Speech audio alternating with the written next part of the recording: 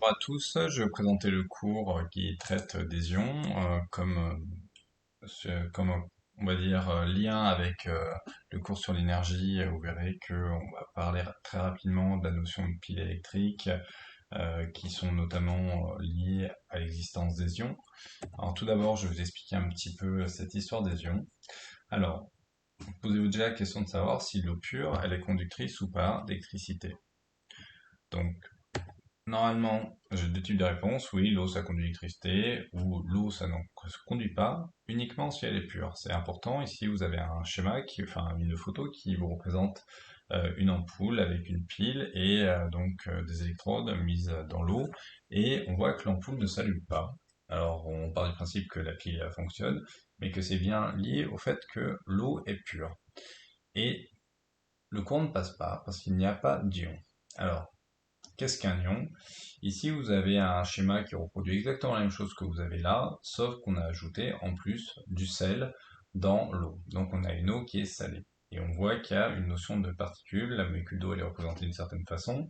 Et là, on a les ions chlorure et les ions sodium. Alors, Faraday, qui est donc un physicien physico-chimiste du 19e siècle, c'est lui qui nomma les ions ces espèces chimiques qui sont responsables de la conductivité d'électricité dans l'eau. Alors, on verra un peu plus tard également, mais lui, il a observé que suivant qu'on était à l'anode ou à la cathode, on n'avait pas tout à fait les mêmes espèces chimiques qui allaient migrer, et ça lui a permis de distinguer deux types d'ions, ceux qui allaient être négatifs, ceux qui allaient être positifs. Alors comment se forment les ions dans une solution? Faraday, lui, il est parti du principe qu'on part d'un sel, qu'on introduit dans une solution aqueuse, et du coup un sel, c'est ni plus ni moins que quelque chose qui va donner des ions dans une solution. Il a également observé que suivant le type d'ion qu'on allait avoir et la concentration, donc la quantité d'ion qu'on va mettre dans l'eau, on va avoir une conductivité qui va être plus ou moins forte. Et la nature aussi des ions va jouer là-dessus. Juste pour conclure sur cette introduction, il faut avoir en tête, par rapport à ce qu'on a vu dans le chapitre précédent, que finalement, il y a une science qui s'appelle l'électrochimie, qui fait le lien entre la chimie et l'électricité. Et si là, on n'a pas vraiment parlé de production d'énergie électrique via, la chimie, on a au moins vu qu'elle pouvait être conductrice de l'électricité. Alors, pour former des ions, eh bien, il faut partir du principe d'atome. Donc, l'atome, si vous vous souvenez de votre cours de quatrième, il est constitué d'un noyau qui est chargé positivement et d'électrons qui vont être chargés négativement, qui vont graviter autour du noyau. Et lorsqu'il y a un déficit ou un excès d'électrons par rapport aux charges positives du noyau, on va pouvoir parler d'ions, justement. On parlera de cations lorsque l'atome a perdu un ou plusieurs électrons, ils sont chargés positivement, comme le Cu2+. Le Cu2+, donc c'est un atome de cuivre pour lequel on peut observer un déficit de 2 électrons, et du coup on a une charge 2+, qui est excédentaire positive, on observe en haut à droite du symbole chimique. Et les anions, c'est tout le contraire, c'est quand il y a un excès de charge négative dû à un excès d'électrons, que ce soit un ou plusieurs, et on va reproduire le nombre d'électrons en question en haut à droite de l'atome. Ici, on a un atome de fluor avec un électron excédentaire. Du coup, la charge électrique d'un ion n'est jamais nulle. Et il faut aussi avoir en tête que certains ions, certaines espèces chimiques peuvent donner des ions de différents types, notamment le fer qui donne du fer 2+, fer 3+, donc on peut avoir plusieurs variantes d'ions pour un même atome. Le plus petit ion qui existe, c'est un cation, qui est celui d'hydrogène, qu'on appelle généralement proton, puisque c'est un proton qui a perdu, enfin c'est un hydrogène qui a perdu son électron, c'est ni plus ni moins qu'un proton. Donc c'est juste un résidu de noyau.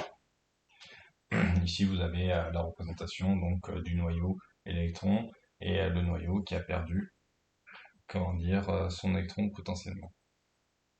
Alors, ça, je l'ai déjà dit à l'oral, mais le 2+, qui est écrit en haut à droite du symbole atomique, qui va représenter la charge globale. Ici, c'est un déficit de 2 électrons, donc c'est juste pour préciser qu'il peut y avoir plusieurs électrons en plus ou en moins. Et lorsqu'il n'y a qu'un seul électron en plus ou en moins, il n'y a pas besoin de mettre le chiffre. Ici, c'est le même exemple pour l'azote. Il y a également des ions qu'on va appeler polyatomiques, c'est-à-dire qu'ils vont être constitués de plusieurs atomes.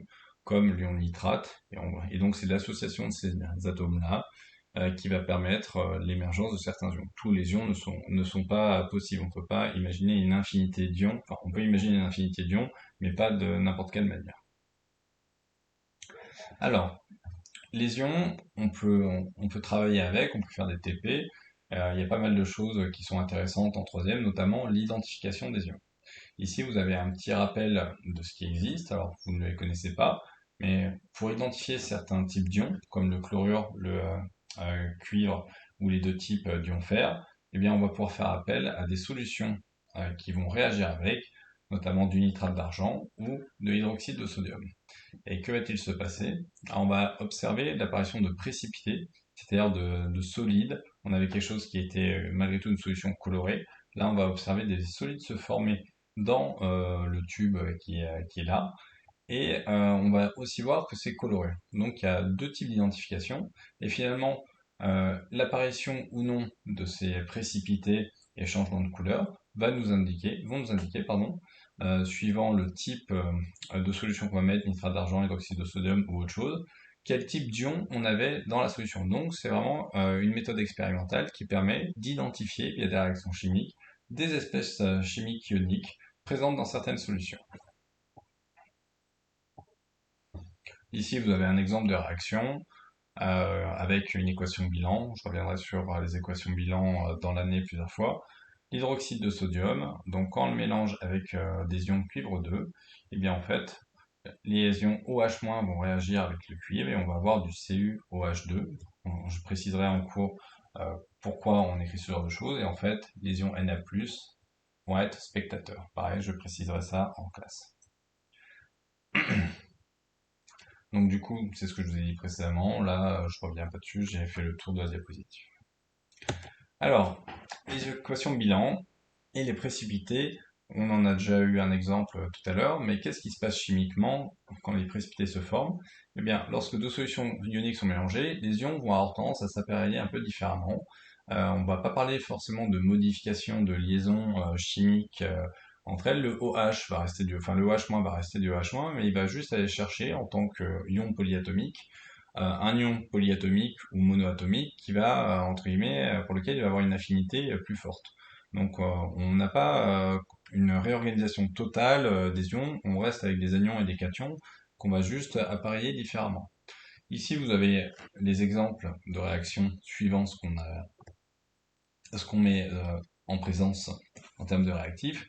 Le cuivre et la soude, donc c'est-à-dire l'hydroxyde de sodium, on a déjà parlé, on part d'un bleu, on va sur une réaction que j'ai déjà décrite, donc on a une solution qui est bleue. Pour le fer 2, donc on a Na plus H-, pareil, c'est toujours de la soude, et on va avoir quelque chose qui ressemble beaucoup au fer, sauf qu'on va avoir un précipité verdâtre. Ici avec, comment dire, le fer 3 et toujours de la soude, donc hydroxyde de sodium, on va avoir quelque chose qui ressemble, vous voyez qu'il y a une espèce OH en plus, puisqu'il faut compenser 3 plus ici, 3 plus et 1 moins ici, donc il faut 3 moins pour 3 plus, ok? Et donc là, on a quelque chose qui est couleur rouge. Et ensuite, les ions chlorure, si on les met en présence de nitrate d'argent, cette fois, ce n'est pas donc un cation avec un anion, c'est l'inverse, c'est de l'argent qui va réagir pour donner du chlorure d'argent, et ça nous donne quelque chose, une solution qui va tendance à avoir noircir à la lumière, donc c'est très photosensible. Et là, vous voyez qu'on a AgCl- et le lion polyatomique nitrate, lui, a disparu. Voilà. Donc, ce que je reprécise par la suite, c'est juste qu'il faut faire attention au nombre de charges, puisqu'il faut compenser la totalité des charges. Si on a 3 plus, il faut 3 moins pour compenser, etc., etc. Et dites-vous qu'on est sur des grands paquets d'ions, et que du coup, on n'est pas sur des toutes petites quantités où il faut se demander si on va avoir assez pour faire ça. Là, vous partez du principe que vous avez une infinité d'ions à disposition, il faut juste que vous essayiez de comprendre combien il faut mettre de cations de telle espèce avec tel anion de telle espèce pour réussir à équilibrer le tout. Voilà. Donc ici, on a un des exemples que j'ai précisé, en vous précisant que là, on a bien 3 ions OH- pour compenser la charge de 3+, qui est ici, et donc on va l'écrire OH3. Le petit 3 après, ça signifie qu'on a 3 fois le OH. C'est à peu près la même signification qu'ici, sauf que là, on est dans un cas où on équilibre l'équation, mais l'idéal, c'est de voir ça en groupe. Voilà. Je vous remercie pour votre attention et bon courage.